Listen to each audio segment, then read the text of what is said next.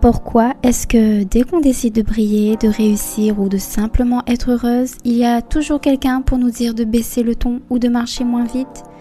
L'autre jour, on m'a dit que j'étais hyperactive et même limite dangereuse juste parce que je changeais ma déco. Ça m'a fait réaliser une chose, votre énergie insécurise les gens qui stagnent. Et aujourd'hui, on va démasquer ensemble les étés noirs de lumière. Ça vous dit qu'on en parle ? Bienvenue dans ce nouvel épisode. Aujourd'hui, on va parler d'un sujet qui me tient particulièrement à cœur parce que je l'ai vécu de très près ces derniers temps. Vous savez, ce qui tente d'éteindre votre lumière, ce moment où vous vous sentez enfin bien, où vous lancez un projet, où vous rayonnez simplement et soudain, une remarque, un silence pesant ou un comportement vient cesser votre élan. Pourquoi notre éclat dérange-t-il autant ? Il y a des gens qui font ça consciemment ou pas parce qu'au fond, ils ont peur. Et souvent, ce sont nos proches. Ils ne veulent pas forcément nous faire de mal, mais notre évolution les terrifie. Si toi tu changes, si tu commences à briller, ça leur balance en pleine figure qu'ils ne bougent pas. Alors, ils essaient de te protéger en voulant te garder dans l'ombre avec eux. En vrai, c'est juste le reflet de leur propre insécurité. La peur de se sentir inférieur ou tout simplement la peur de te perdre parce que tu ne leur ressembles plus. Et puis, il y a les personnes conscientes de ce qu'elles projettent sur toi par pure jalousie et parce qu'elles sont mal au fond d'elles-mêmes. Ici, on est sur de l'ego pur. Ce sont des gens qui se sentent diminués par votre succès et votre épanouissement. Ils essaient d'éteindre votre lampe pour ne pas que l'on voit qu'ils sont eux-mêmes dans le noir. Vous savez, dans la vie, je suis une vraie pile électrique. Pas parce que je suis stressée ou pressée, mais parce que c'est mon énergie naturelle. Je suis intense, je suis dynamique, je marche avec élan et je parle avec passion. C'est ma signature. Je suis comme un volcan, je pétille, je vibre, j'explose d'énergie. Mais je suis aussi le calme absolu quand la lave s'écoule doucement. C'est ce contraste qui fait ma force. Et j'ai remarqué un truc de fou, ça insécurise les gens. J'ai ce proche par exemple qui passait son temps à me dire « Mais marche moins vite, prends ton temps, arrête de stresser ». Au début, tu sais, tu laisses couler. Et puis un jour, tu réalises que cette personne est juste en train de projeter son propre rythme sur le tien. Elle essaie d'éteindre ta lumière parce qu'elle est trop éblouissante pour ses yeux. Ma réponse a été cash à un moment donné. En fait, c'est pas moi qui suis pressée, c'est toi qui es lent. C'est toi qui vois du stress là où il y a juste de la vie. Résultat, la personne s'est éloignée. En ce moment, je suis en plein hack cérébral. Je réaménage tout mon appart, je bouge les meubles, je change la déco. L'idée en fait, c'est de casser mes routines visuelles pour forcer mon cerveau à switcher de réalité. Puis j'ai un proche qui vient chez moi et je lui montre ma nouvelle cuisine réaménagée, toute fière de mon switch. Et là, la douche froide, la personne me sort « mais tout va te tomber sur la tête, non ? C'est hyper dangereux ton truc !» Au lieu de voir la créativité, cette personne a vu un danger. Pourquoi ? Parce que quand tu bouges tes meubles, tu bouges tes certitudes. Et ça terrifie ceux qui sont figés. Tout ça pour dire que je ressens un énorme décalage avec les gens. Leur façon de voir les choses, leur façon d'éteindre comme ça les gens qui osent briller, qui osent travailler sur soi. Et je me dis purée, mais je vais finir seule moi en fait. Encore récemment, j'ai rencontré une amie adorable, hyper généreuse, mais les remarques du même style reviennent. Pour l'instant, je rigole, je dis oui pour esquiver. Mais au fond de moi, je sens le signal d'alarme. Est-ce que je dois m'éteindre un peu pour la garder ? Est-ce que je suis condamnée à finir seule si je refuse de marcher comme une tortue ? La vérité, mes petites pépites, c'est que si tu commences à marcher doucement pour ne pas perdre tes proches, tu finis par te perdre toi. Et une reine qui s'éteint pour plaire aux autres finit toujours par devenir aigrie. Le vrai tri se fait là. Ceux qui t'aiment vraiment finiront par courir à tes côtés. Ou au moins, ils admireront ta course sans essayer de te crocheter le pied. Ce qui est fou dans tout ça, c'est que les gens pensent que parce que je suis intense, je suis forcément sous pression. Alors que pas du tout. Dans ma vie au quotidien, surtout quand je suis seule chez moi, je suis hyper sereine et je suis bien dans ma peau. J'adore mes moments chill, j'écoute mon corps quand il me dit de me poser et je savoure mon calme. Et parfois, je me demande si inconsciemment, je ne reflète pas juste leur propre stress à travers mon intensité qui se manifeste quand je suis avec eux. Une chose est sûre, quand ma nature dynamique reprend le dessus, je deviens une vraie boule d'énergie inépuisable. Je suis ce genre de fille capable de grimper 4 étages en courant et au lieu d'être essoufflée en haut, je me sens requinquée. C'est mon carburant, c'est ma force de vie. Et là, tu as toujours quelqu'un pour te sortir le mot magique. Mais t'es hyper active toi en fait. On nous a catégorisés. Si tu as de la vitalité, si tu as du feu en toi, on te traite comme si tu avais un problème à régler. On essaie de te faire croire que ton énergie est une anomalie, alors que c'est ton super pouvoir. Pourquoi est-ce qu'on devrait s'excuser d'avoir de la batterie là où les autres sont en mode économie d'énergie ? Être intense, ce n'est pas être stressé, c'est juste être vivante à 100%. Et il est temps que les autres comprennent une chose fondamentale, nous ne sommes pas responsables de l'insécurité des autres. Si quelqu'un a besoin que vous soyez moins pour qu'il se sente mieux, c'est son problème de vue, pas le vôtre. Baisser votre intensité ne les aidera pas à briller. Au contraire, en restant lumineuse, vous montrez le chemin. Et alors, il y a aussi ceux qui ne vous connaissent même pas, mais qui se sentent investis d'une mission. Vous analysez. Je dis ça parce que l'autre jour, je reçois un DM d'un mec sorti de nulle part. Il me sort hyper sérieux. À travers ta photo de profil, j'ai l'air de voir que tu es malheureuse. Alors là, mes pépites, j'ai bugué. Parce que sur ma photo, je suis hyper souriante, lumineuse, je suis l'image même de quelqu'un qui rayonne. Et curieuse, je vais voir son profil à lui. Et là, j'ai doucement rigolé. Son feed, que du noir, des news anxiogènes, les misères du monde qu'il partage en boucle, que des ondes négatives à chaque scroll. J'ai tout de suite compris, il ne me regardait pas moi, il regardait son propre reflet à travers ma lumière. Et je lui ai répondu très gentiment. Écoute, au vu de ce que tu partages et de ce que tu exprimes sur ton profil, je pense que c'est plutôt toi qui es malheureux dans ta vie. Je sais plus ce qu'il m'a répondu, j'ai même pas lu, j'ai supprimé directement la conversation en lui laissant un vu. Et il ne m'a plus jamais reparlé. D'ailleurs, ça me fait penser à un truc qui m'est arrivé il y a quelques jours. Je poste un short avec une citation qui me tenait à cœur, où je disais que vouloir une famille, ce n'est pas de la dépendance affective, c'est juste être humain. Et qu'on ne construit pas un château sur du sable mouvant en parlant des hommes instables. Vous voyez le genre ? Je disais que je préférais rester sur mon trône en attendant des fondations solides. Et là, j'ouvre les commentaires et je tombe sur quoi ? Une dame qui m'écrit « C'est bien que vous ayez compris, vous avez mis le temps. » Alors, au début, j'ai bugué. Je me suis dit, attends, je dois le prendre comment ? Est-ce que c'est un compliment maladroit ? Est-ce qu'elle me félicite pour mon évolution ? Et puis j'ai relu, et là, mon intuition a crié. Non.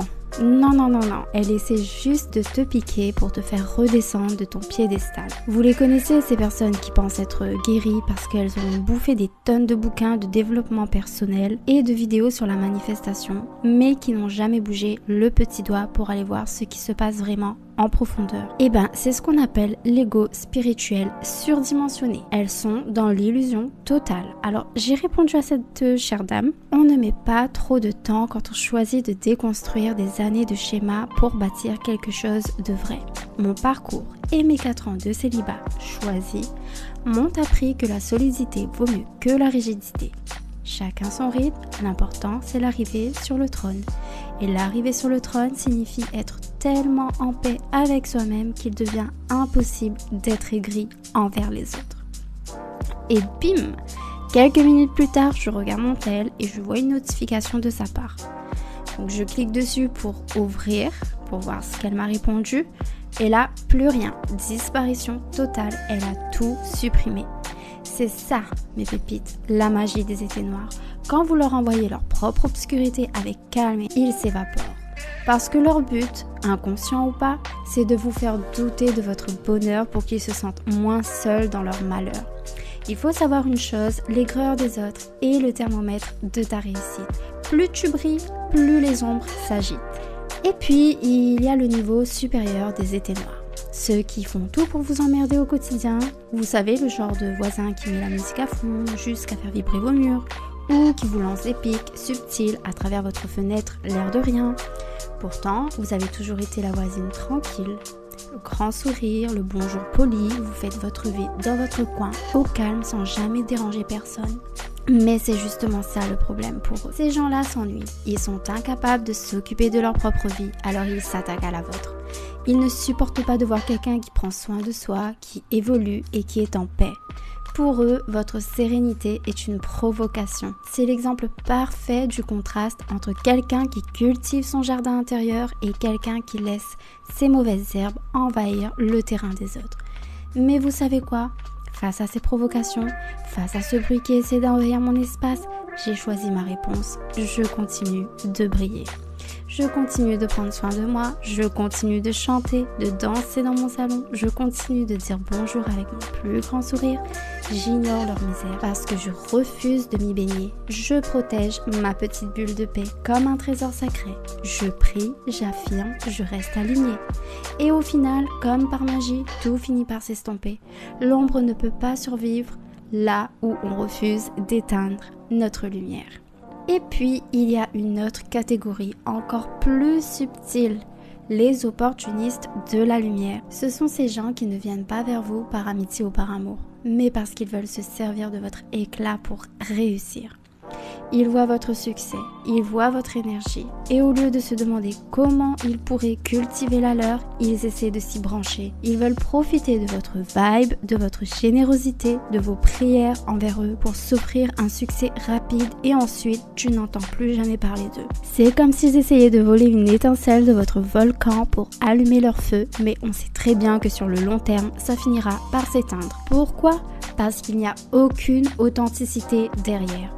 On ne peut pas construire un empire sur du vent ou sur le travail des autres. Le succès, c'est une fréquence, pas un braquage énergétique. Ils peuvent copier vos idées, mais ils ne pourront jamais copier votre âme. Hier encore, je reçois un DM d'une fille hyper mignonne qui vient discuter avec moi. Naturellement, je lui dis que si elle a besoin d'un coup de main, je suis là. Elle me déballe son problème, je lui réponds « Écoute, on peut surmonter ça ensemble, mais ça demande de bosser sur soi. » Et là, elle me dit « Merci » et puis plus rien. Alors, je ne sais pas si elle attendait un coaching gratuit de ma part ou si le mot « travailler sur soi » lui a fait peur, mais il faut comprendre un truc. Quand j'investis mon temps et mon énergie en vous, il doit y avoir un retour. C'est la base de la circulation des énergies. Si ça ne circule pas dans les deux sens, tout le monde reste bloqué.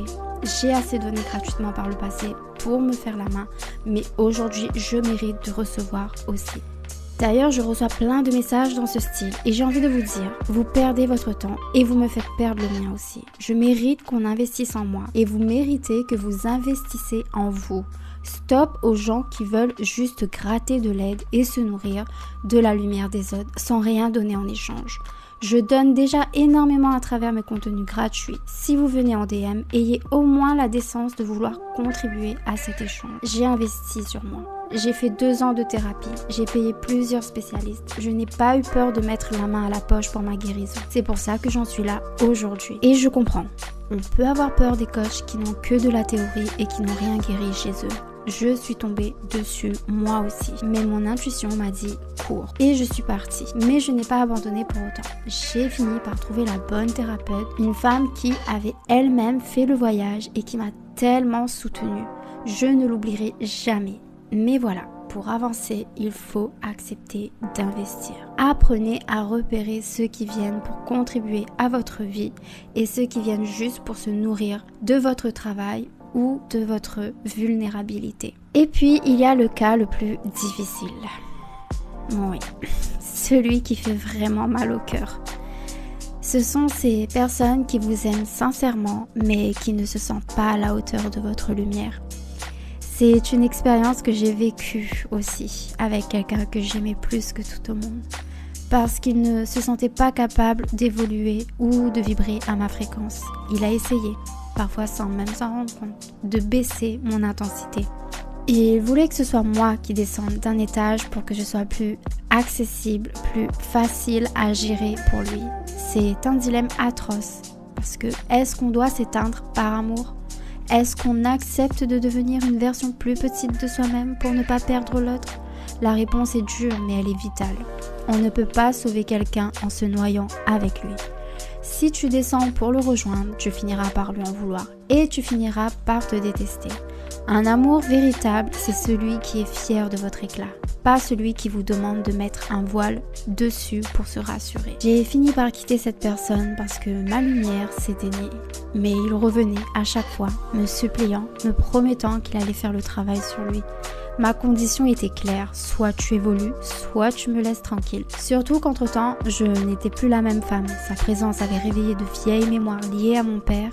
Et vous me connaissez maintenant, j'ai fait le job, j'ai nettoyé, j'ai purifié, j'ai transmuté et je suis montée encore plus haut en vibration. Et en parallèle, j'ai affirmé son changement à lui. Elle s'est conformée exactement à ce que je voulais. C'était merveilleux, on avait tout pour être heureux. Mais c'est là que le piège s'est refermé. Plus c'était parfait, plus il a paniqué. Il a commencé à écouter les on-dit, à se chercher des excuses bidons. Pourquoi ? Parce qu'il était bourré de croyances limitantes. Et le pire, c'est que sans le vouloir, j'ai fini par manifester dans mon comportement ses propres doutes à lui. J'agissais de manière à confirmer ses peurs alors qu'il n'y avait rien. J'ai compris que mon énergie s'alignait sur son insécurité, que ses propres assumptions se manifestaient à l'opposé de mes manifestations à moi, et que ça faisait court-circuit. Je ne sais pas si vous captez le truc.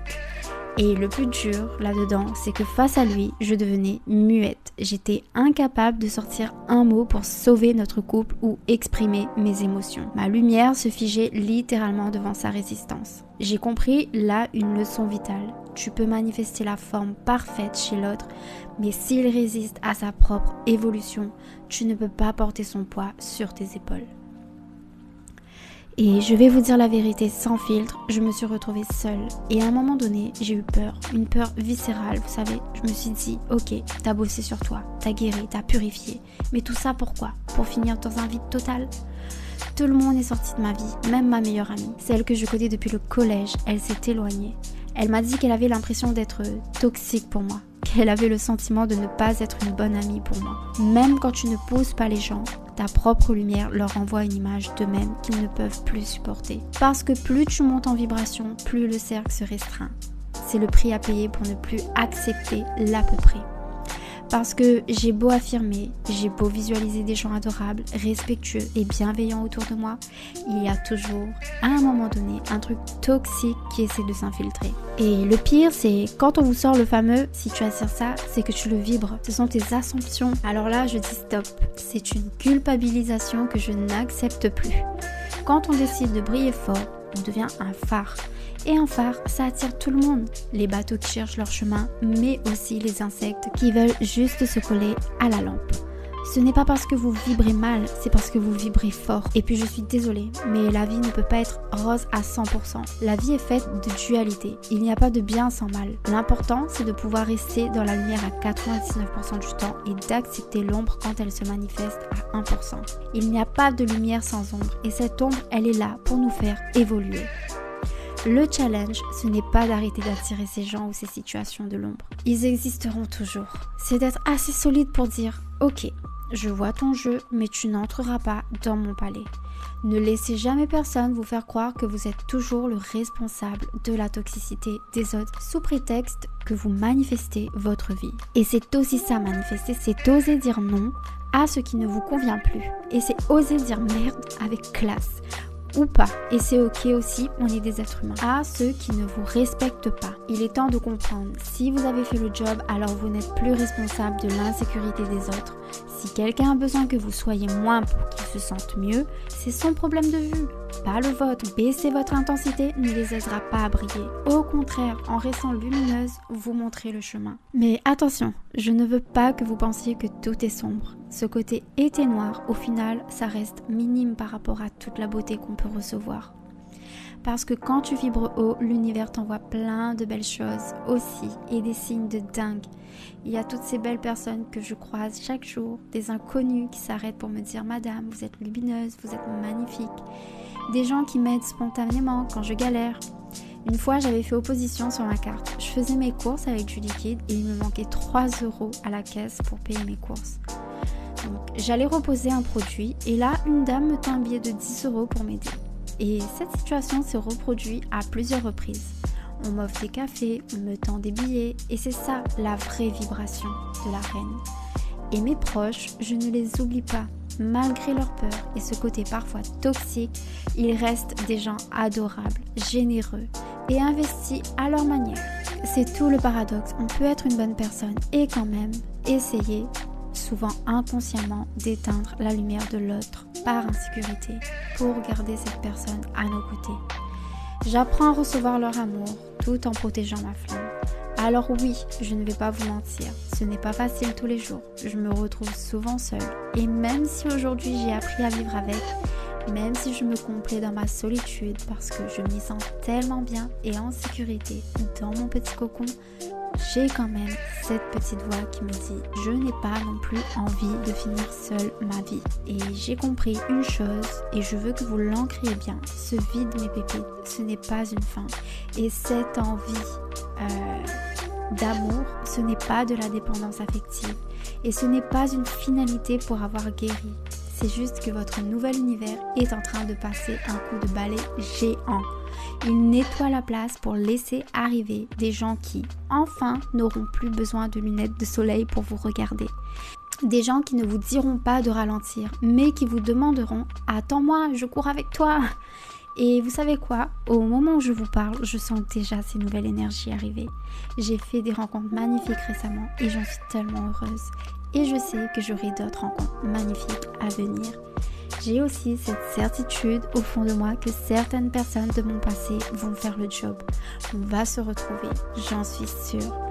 Comme me l'a dit MSP, si on est fait pour être ensemble, on le sera, même si c'est dans 2 ans. Je sais qu'il a cette dévotion en lui de se transformer. Et ma meilleure amie me l'a promise aussi. On finira mamie, à danser et à faire les folles ensemble comme à l'époque. Mais la vraie victoire, les filles, là-dedans, elle est là. Si on ne se retrouve pas, c'est ok aussi. Je leur souhaite tout le bonheur du monde. Mais je sais qu'on va se retrouver. C'est une certitude. Je n'ai plus peur de ce vide maintenant parce que ce vide, c'est ma liberté. C'est l'espace où je peux enfin être moi-même à 100% sans m'excuser de briller. Alors brillez, mes pépites, rayonnez et laissez le vide faire le tri.